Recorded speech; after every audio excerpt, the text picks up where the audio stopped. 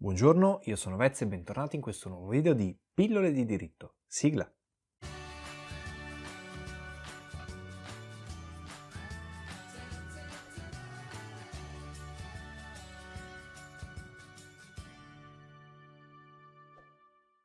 Il fatto che io stia facendo un video sullo Ius Soli in questo momento vi fa capire quanto tempo fa ho scritto questo video.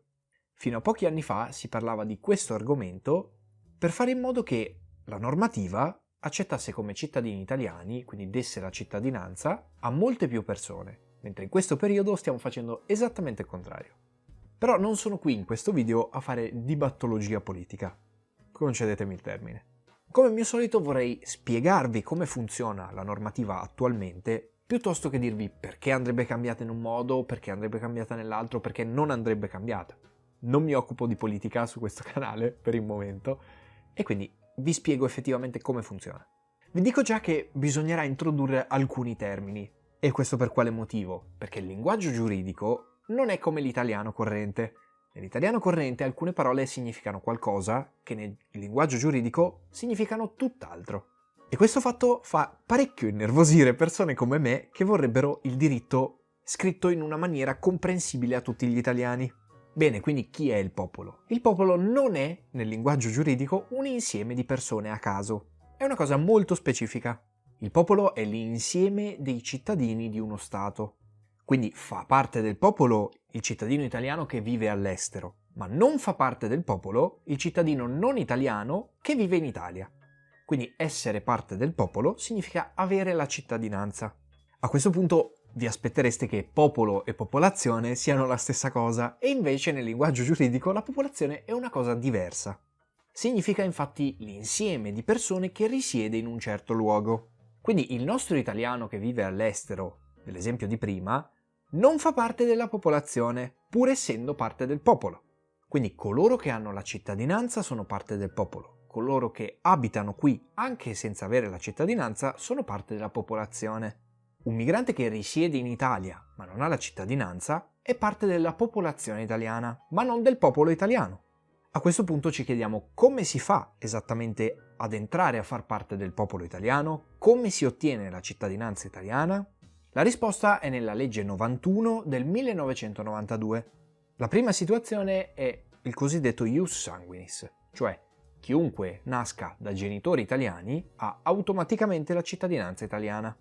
Esistono tuttavia casi di genitori italiani che non hanno trasferito la propria cittadinanza italiana ai figli per particolari motivi fiscali. Se vi mostrate abbastanza interessati nei commenti, ne parlerò in un altro video.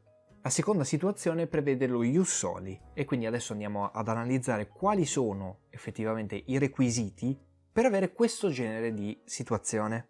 Devi per forza nascere sul territorio italiano e contemporaneamente soddisfare uno di questi due requisiti: essere apolide e quindi non avere una cittadinanza, oppure non avere la stessa cittadinanza dei genitori perché il paese di provenienza dei genitori non ti ha concesso la cittadinanza.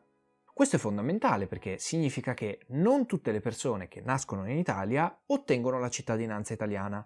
Questo perché molto spesso ottengono la cittadinanza dei genitori. Prendiamo il classico esempio che è stato portato avanti dalla propaganda italiana. Se un bambino africano nasce in Italia ma ha la cittadinanza dei genitori per lo ius sanguinis, a quel punto non ha la cittadinanza italiana. Ora, quando questo argomento era in voga nel dibattito italiano, si parlava di abolire la seconda parte dello ius soli, quindi concedere la cittadinanza a qualsiasi persona che nasca sul nostro territorio, indipendentemente dalla cittadinanza dei genitori. Esistono tuttavia alcuni casi molto particolari che secondo me vale la pena approfondire in questo video perché sono delle chicche molto divertenti. Abbiamo detto che la proposta era che chiunque nasca sul territorio italiano debba avere la cittadinanza italiana. Ora, dov'è il territorio italiano? Mi spiego meglio. Che cosa succede se un bambino nasce su un aereo oppure su una nave che è in acque internazionali? In quel caso, come abbiamo detto a inizio video, entra in gioco lo ius sanguinis, quindi prende la cittadinanza dei genitori. La cosa molto divertente è se una coppia di apolidi dà alla luce un figlio in queste condizioni. Che cosa dovrebbe succedere? Non c'è nessuno ius sanguinis che possa valere. Questo vale anche per qualsiasi altra nazione che non abbia previsto lo ius sanguinis. E a questo punto succede una cosa che per me è meravigliosa, una stortura del diritto pazzesca. Tecnicamente ogni aeromobile e ogni imbarcazione fa parte del territorio dello Stato nel quale è stato immatricolato. Quindi nel caso eccezionale, e si è verificato nella storia alcune volte, di un bambino nato da una coppia di apolidi su un aereo o su un'imbarcazione che fosse in acque internazionali, il bambino prende la cittadinanza del paese nel quale è stato immatricolato l'aeromobile o l'imbarcazione. Ultima chicca, abbiamo parlato di acque internazionali. Che cosa sono effettivamente? Oltre quale limite le acque territoriali di uno Stato smettono di essere territorio di quello Stato? La risposta è che di norma ogni Stato considera proprio territorio nazionale ogni porzione di mare che sta a 12 miglia nautiche dalla costa. 12 miglia nautiche sono circa 22,2 km. Al di là si estendono le acque internazionali, quindi non c'è più la giurisdizione di quello Stato, non si applicano più le leggi italiane a più di 22 km dalla costa, e questo ha gravi implicazioni dal punto di vista giuridico.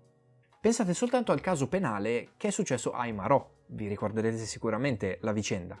Lì conta veramente tanto se erano in acque internazionali oppure in acque territoriali. Bene, per questo video è tutto, io spero che vi sia piaciuto, nel caso mettete like, commentate, condividete, iscrivetevi, attivate la campanellina e come sempre tra poco appariranno dei riquadri con altri miei bellissimi video, quindi andate a vederli.